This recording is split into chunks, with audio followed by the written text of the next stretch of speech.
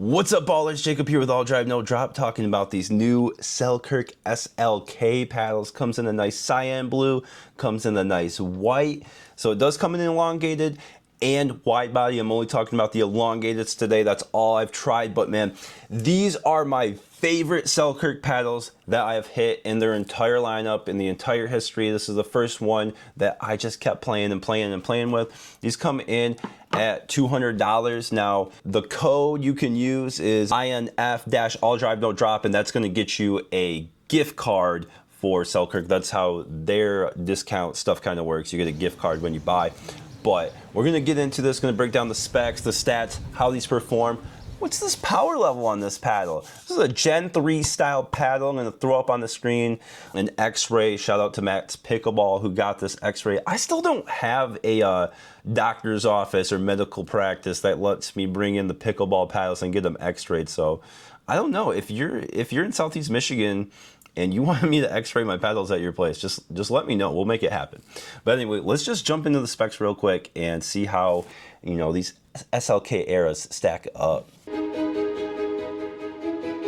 Okay, so the SLK era elongated paddle, it's elongated, it's a Gen 3 style. As you saw, you have that nice, you know, thick foam in the core there. It's an elongated carbon fiber, fiberglass carbon fiber for the facing, 16.5 by 7.5.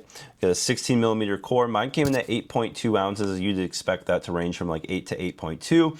Handle length is 6 inches. Look at this. Plenty of room for two-handed backhands.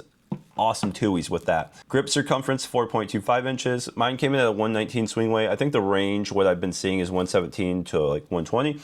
I have not seen an official one from Selkirk, so I'll just report what I have. Twist weight 6.45. Honestly, great, stable, elongated paddle. They did reinforce some of the edges with some weighting, so that could be why it feels so good.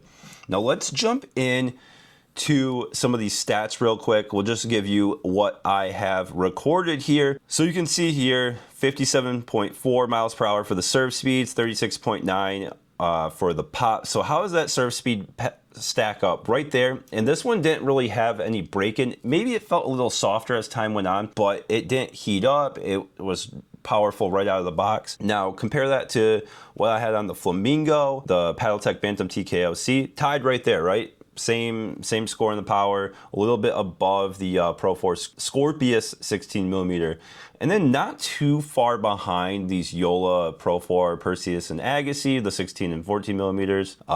So it is a little less powerful than those Pro 4s, but we'll talk about more about how that power kind of translates to the gameplay, because I do have some thoughts on that. Now, for me, the era was a little poppier than the Pro 4 16 millimeter. The pop was a little less than the Pro 4 Agassiz 14 millimeter and the Perseus 14 millimeter. So right in between that 14 and 16 millimeter for the Joolas.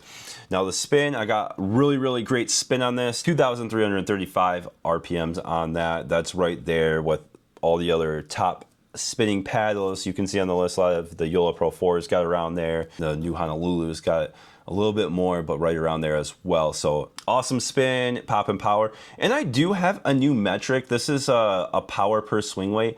We'll kind of get into that. Basically, it's just saying like for the swing weight, how much power per swing weight point is it putting out? We're playing around with that new stat. We're going to talk more about that another time, but there you can see it right now. That's what that stat is that I've created. So let's move on to how it performs on the court. That's what we all want to know. So how it performs on the court, right? That's really why we're here. Now this paddle, we'll kind of compare it directly to the Joola Pro 4 Perseus 60 millimeter, because that's what most people will become familiar with.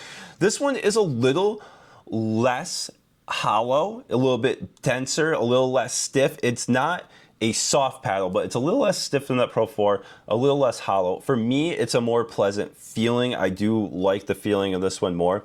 Now let's talk about the sweet spot. It's got a great sweet spot for the elongated shape, and I think that the power level across the sweet spot is more consistent than the Pro 4s, because for the Pro 4s, it really does feel like you need to hit it more towards the top of the sweet spot to get the full power. This one just felt more consistent for that power and pop So I did like that. I did feel like I played better with this paddle than the Pro 4 Perseus. It just is a lot more consistent for me. Now, it doesn't have the top end that the Pro 4 does, but that's just for me, it was more consistent. Very stable stock paddle too, so that's great. We'll talk about the weight setup after this, but I did end up adding a little weight, but you could play this stock no problem. Plenty of room for two-handed backhands. So big power right on those serves and drives and overhead, so that's an excellent feature that this paddle has. Obviously the top end power, that's what the Selkirk lineup's been missing. They have that now. Now the pop, good pop. It's really consistent pop. So if you don't like a poppier paddle, then you might not like that. But if you want that pop to win those hands battles, to help with the resets, this paddle is really good at resetting, especially from transition. It's stable. You get the pop to help you. And then as far as dwell time, I would say the dwell time is about average. So if you don't like it too dwelly, you don't want it popping off too fast, then this is right in that sweet spot for an average dwell paddle. Obviously getting amazing spin, so those drops, those serves, those drives, dipping quite nicely, and just overall control, I was really happy. As for a power paddle, the control is just excellent. With the touch and the consistency you get out of the face once you get it dialed in, I felt like it was performing just how I wanted to. I was hitting my spots on my drops, on my drives, and my dinks. That was, one of the areas I was really pleased with how consistent the power level was on the face. That's all I have for the performance in the court. So let's go to that weight setup real quick.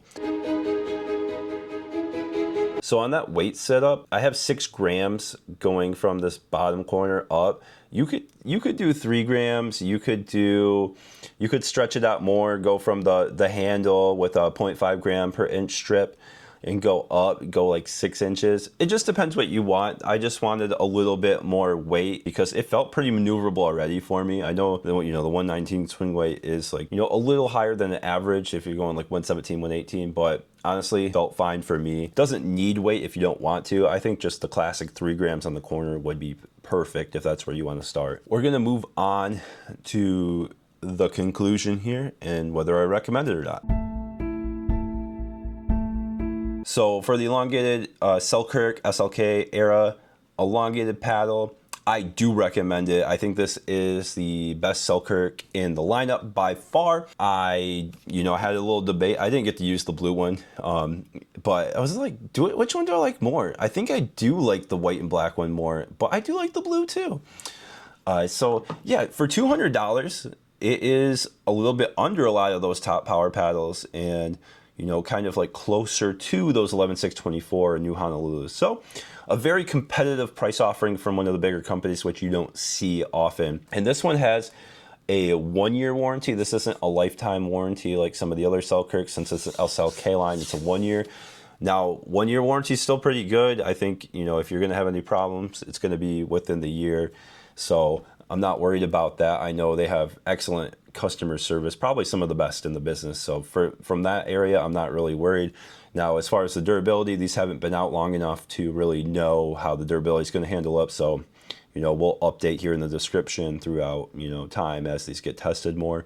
But so far, so good. Haven't heard of anything breaking, so I'm optimistic on that.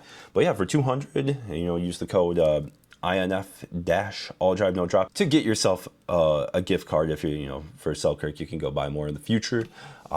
Any other questions, drop them in the comments. I'm happy to answer them. Thank you so much for watching. Give it a like if you found this video useful, and subscribe to the channel so you don't miss out any of the good podcast stuff. And I appreciate it so much. Go play some pickleball.